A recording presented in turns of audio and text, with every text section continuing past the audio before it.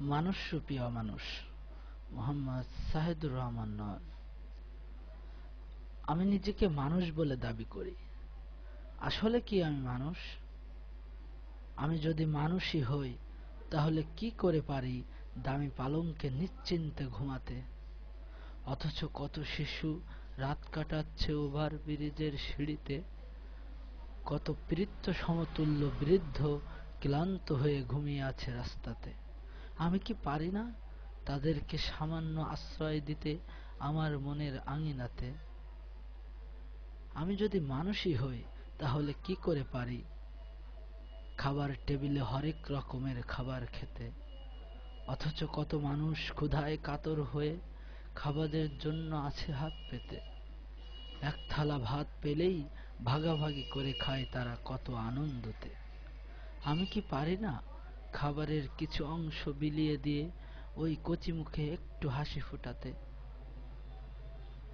আমি যদি মানুষই হই তাহলে কি করে পারি এই প্রচণ্ড শীতের দিনে দামি গরম কাপড় পরিতে, অথচ বস্ত্রহীন কত অবুঝ শিশু রয়েছে, শীতও পারেনি তাদের হার মানাতে। আমি কি পারি না সামান্য মূল্যের কিছু গরম পোশাক তাদের মাঝে বিলিয়ে দিতে?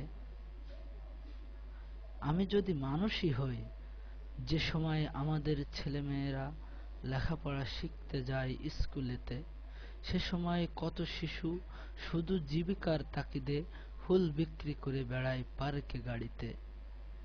সেই শিশুদের দেখে কি একটু মায়া জাগে না আমার মনের ঘরেতে? আমি কি পারি না একটি শিশুকেও রাস্তা থেকে তুলে শিক্ষার আলো দেখাতে? আমি যদি মানুষই হই, আমার মনে এত আনন্দ কিসের, সুখ কি শুধু অর্থে?